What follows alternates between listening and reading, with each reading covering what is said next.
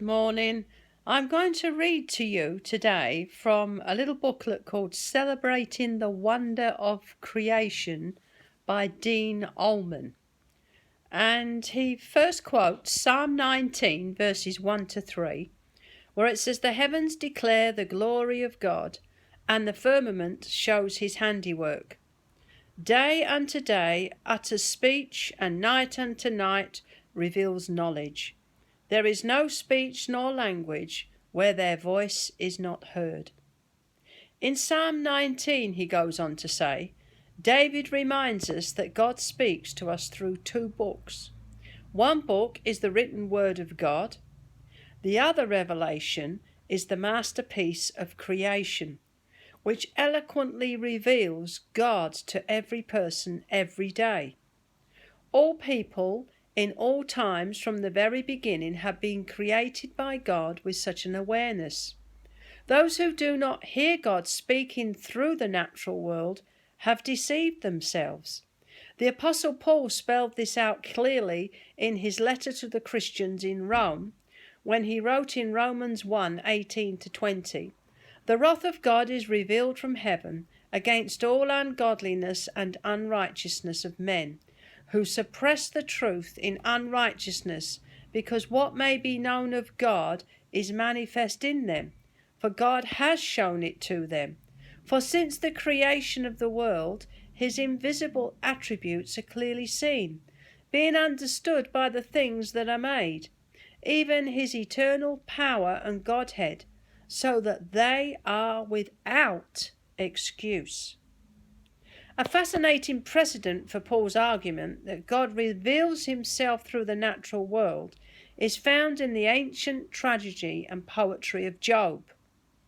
As the drama of Job unfolds, we find him writhing in pain, misunderstood by his friends, and confused by his own inability to explain his plight.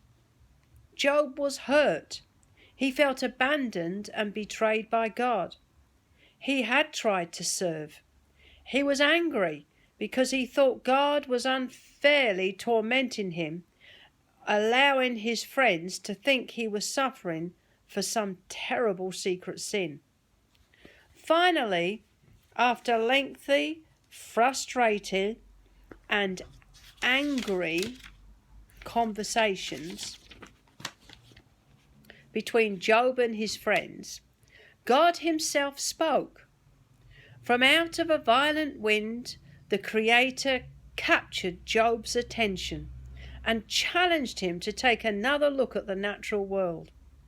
The Lord asked Job to consider ecology, the animals, and the patterns of weathers and seasons he had made. God humbled and then comforted Job with a series of piercing questions that begin with, "Who is this who darkens counsel by words without knowledge? Now prepare yourself like a man. I will question you, and you shall answer me. Where were you when I laid the foundations of the earth? Tell me if you have understanding." That's Job 38 verses 2-4. In the middle of the questioning, God allowed Job to speak. But the devastated patriarch could only mutter, "Behold, I am vile. What shall I answer you? I lay my hand over my mouth."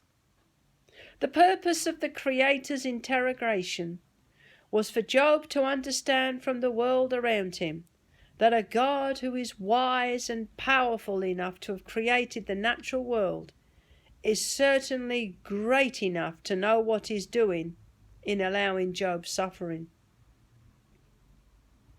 Humbled by what God had said through the natural world, Job confessed, "I have uttered what I did not understand, things too wonderful for me, which I did not know." Even when God is not speaking verbally, the study of the creation speaks with an eloquence that compels us to stand in silent wonder before the Creator. Elements of basic matter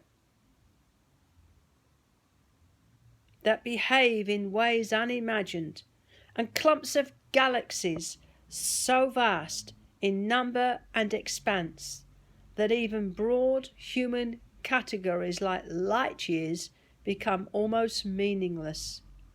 Smallness gets ever smaller, and bigness gets ever bigger.